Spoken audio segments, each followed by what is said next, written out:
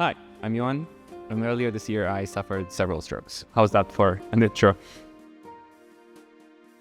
Yeah, probably people are thinking, why is this dude smiling? I was hospitalized overnight, and after you have a stroke, there's a very high risk that you have a secondary stroke. So it's very important that you go on blood thinners and that they manage to monitor you overnight. So that really meant that I was being woken up every hour during the night to see whether there's any signs of another stroke. So obviously your mind kind of kicks into a different sort of gears. You realize it's something that's pretty serious that's happened. Up until this point, you just know stroke.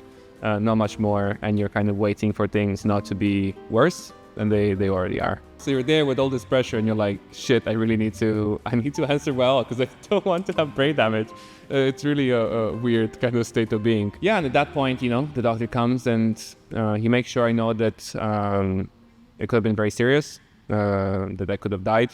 If kind of the clots had gone into a different part of the brain. That's the main question of the night, is what's the extent of the brain damage really. And he also tells me that I can never do wrestling. So a bit of a tough in some ways. Obviously not dying is great. But it was definitely a tougher message. But for the moment, to kind of pack that away. And that right now really you're more focused on what happens next and what you can do to kind of ultimately recover from this and stay safe. It was dark and hard. You definitely start thinking about, okay, I might be dying or dead. You've been dead.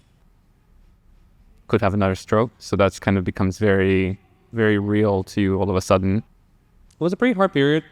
I'm not gonna lie. All of a sudden, there's questions about everything. Can I go to the sauna because that raises my blood pressure? Can I have coffee? So, all of these things that before I would have done, as part of my daily routine, now, at least for 3 months, if not longer, we're kind of on pause. If you know me, you probably already know that I'm pretty obsessed with wrestling, as in really obsessed with wrestling. So, this has been something that since I've kind of discovered, I've really, really enjoyed and has really ended up shaping so much of who I am and my life. And it's something that I've always wanted to kind of do for as long as I can. During this time, I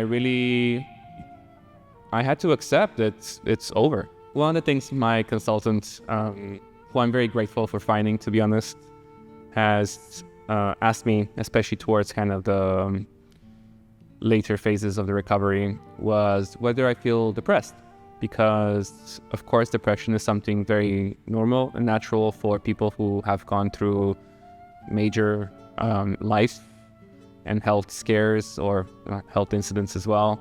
And actually I told him that I'm not, and in fact what I found is I actually just felt really grateful that I'm alive and that I can move, and grateful now that I can wrestle again.